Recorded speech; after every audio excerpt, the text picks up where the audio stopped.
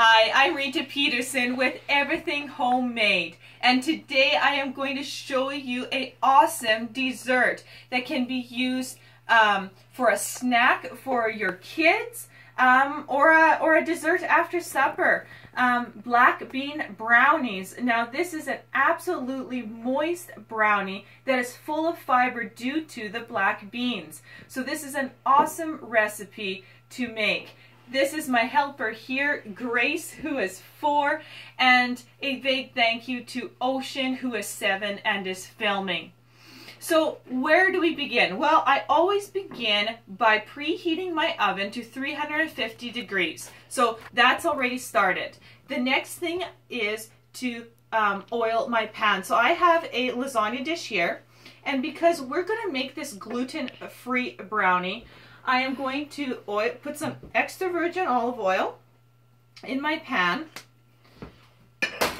and I'm going to just spread the oil around.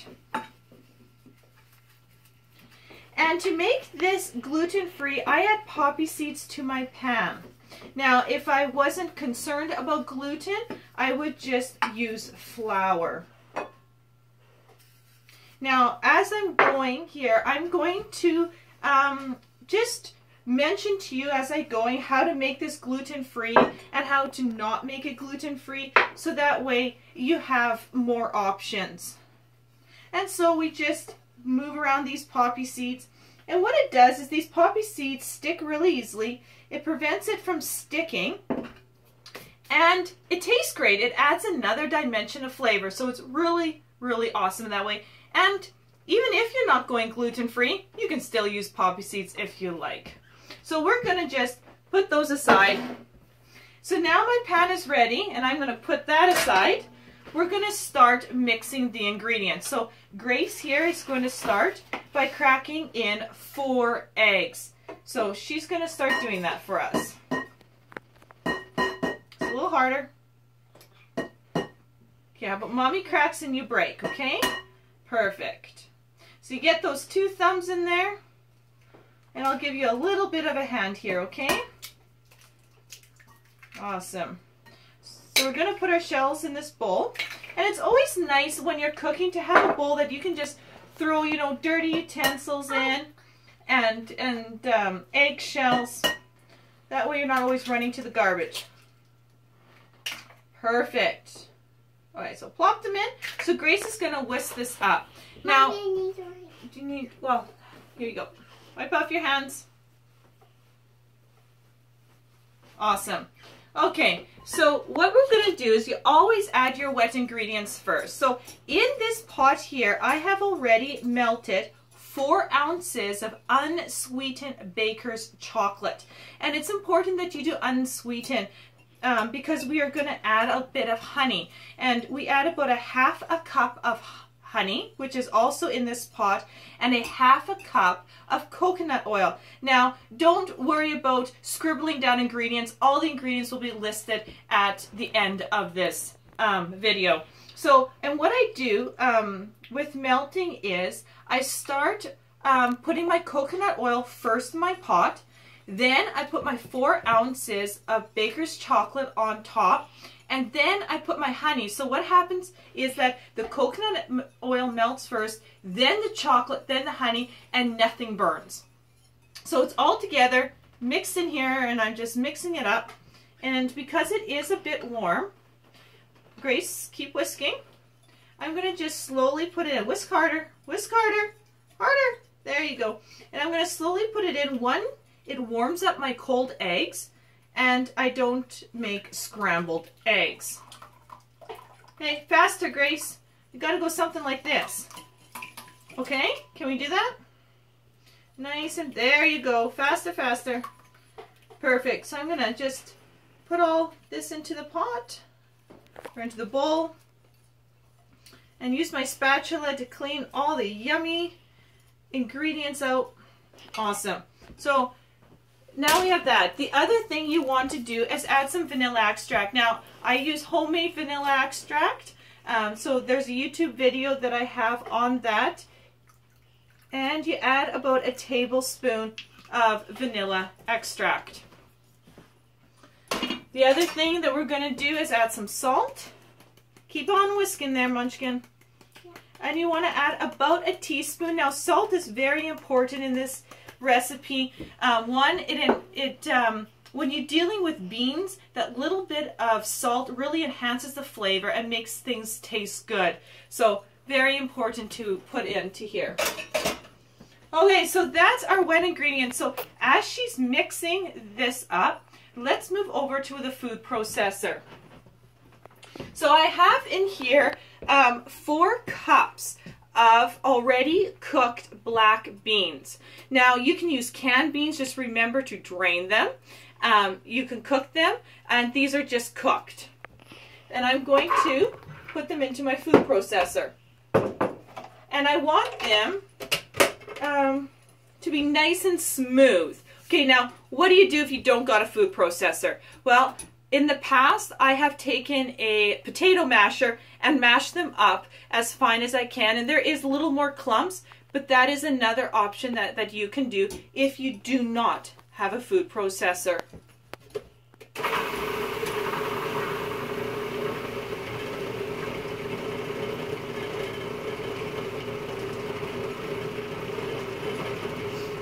So I'll just take a moment here and get it nice and smooth.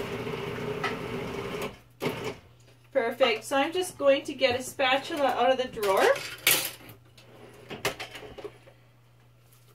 And right now I need a little bit of liquid in here because I want it smoother. So I'm going to just go over here and just put the whisk down for a second. Just wait, Grace. Yeah. And I am just going to take a ladle and just add a little bit of some of this chocolate liquid in here, just so it's a little smoother. Okay? Perfect. So, something like that. And we'll go back to here. And she could continue whisking this up.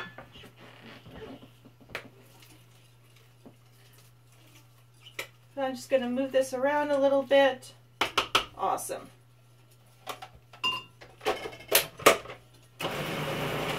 Away.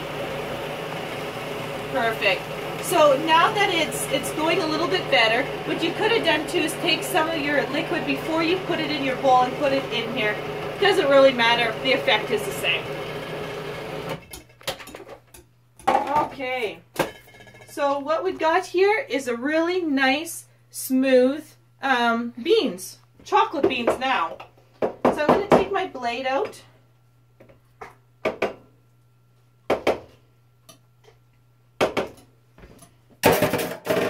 And I'm going to go back over here. So now what I want to do is take my bean mixture and mix it in with the chocolate mixture. Now this is where we switch from a whisk. Oh, did Mom get chocolate on your dress? From a whisk to a wooden spoon. Okay. And so you want to mix it in slowly, Grace. Grace, just wait and I'll show you how we're going to incorporate this really easily, okay?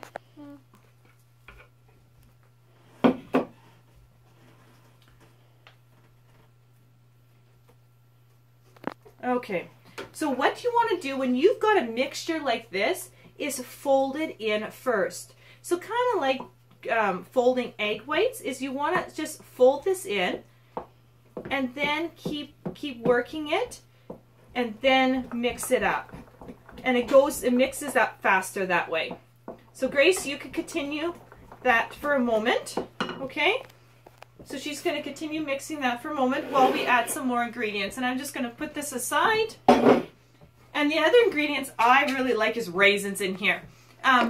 Because I'm only putting a half a cup of honey in, adding the raisins just adds a bit more sweetener naturally. Now, you could, I have before in the past taken raisins, about a cup and a half of raisins in here, and then take like 2 or 3 handfuls of chocolate chips and make like a double chip brownie. You could also put nuts in here if you want.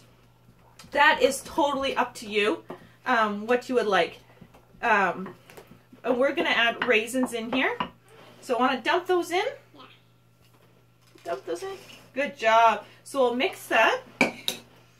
And the very last ingredients that we add is a little bit of flour. And you need this just to combine it.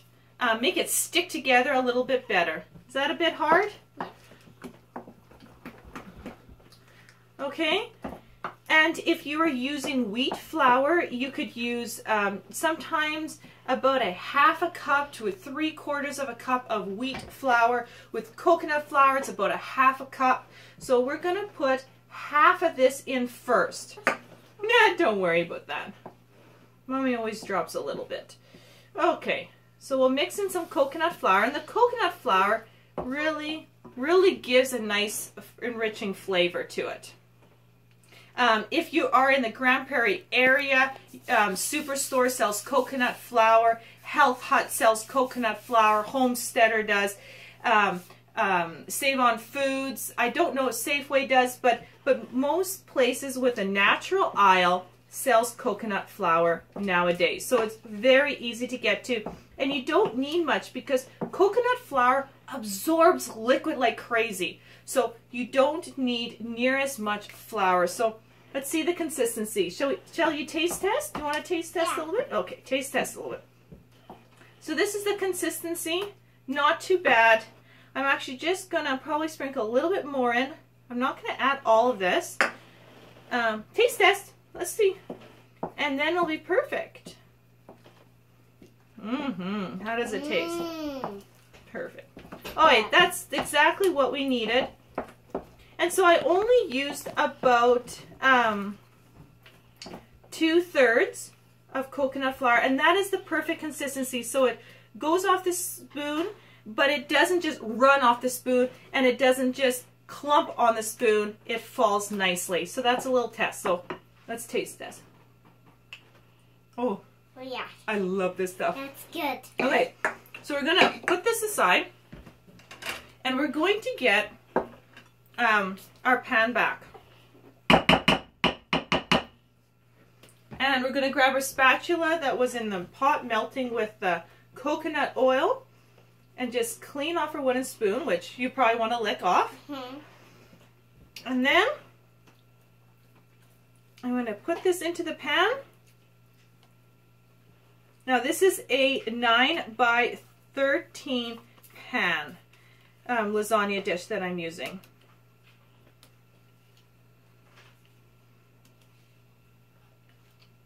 So if you want to make a smaller dish for yourself, you could cut this recipe in half. But nothing small in this house with 5 kids. Everything's big.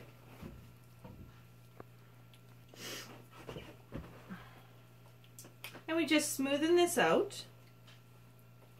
Awesome.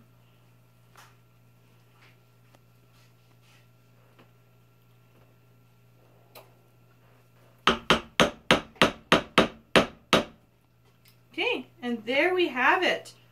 Wonderful black bean brownies. I'm going to just put it in the oven here.